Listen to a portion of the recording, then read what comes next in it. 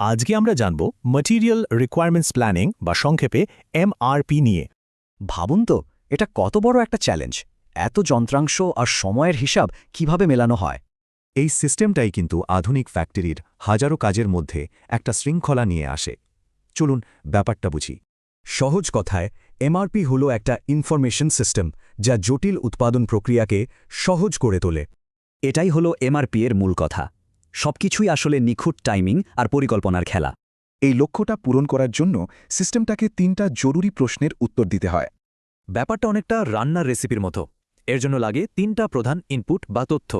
প্রথমটা হলো master production schedule, মানে এমপিএস। এটা হলো ফিনিশড গুডসের পুরো প্ল্যানটা। ২ নম্বরে আছে বিল অফ মেটেরিয়ালস বা বিওএম। এটা প্রত্যেকটা প্রোডাক্টকে তার পার্টসে ভাগ করে দেখায়।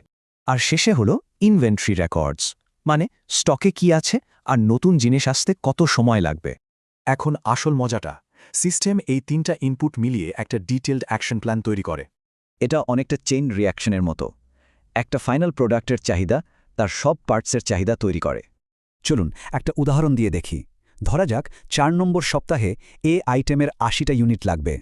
সিস্টেম এবার পেছন থেকে হিসাব করে ৪ নম্বর সপ্তাহে পেতে হলে অর্ডারটা দিতে হবে ৩ নম্বর সপ্তাহে। এর এই অর্ডারের কারণে এবার ডি এর মতো তার নিজের পার্টসের জন্য নতুন চাহিদা তৈরি হয়। এই একই প্রসেসটা আবার হয়। ডি কম্পোনেন্টের অর্ডারটা তাই একেবারে ১ নম্বর সপ্তাহে প্ল্যান করা হয়। এই এক্সপ্লোশন চলতেই থাকে প্রত্যেকটা নাট, বোল্ট আর ছোট বড় সব পার্টসের জন্য। কিন্তু এমআরপি তো শুধু শুরু ছিল। বছরের পর বছর ধরে এই কনসেপ্টটা অনেক এগিয়ে গেছে। এমআরপি থেকে আসে এমআরপি2, আর তারপর আসে এন্টারপ্রাইজ রিসোর্স প্ল্যানিং, মানে ইআরপি। ইআরপি আসলে এমআরপির ওই একই লজিক পুরো ব্যবসার প্রত্যেকটা ডিপার্টমেন্টে কাজে লাগায়। তো এত কিছুর দরকার কি? বিজনেসের জন্য এর সুবিধাগুলো একদম পরিষ্কার।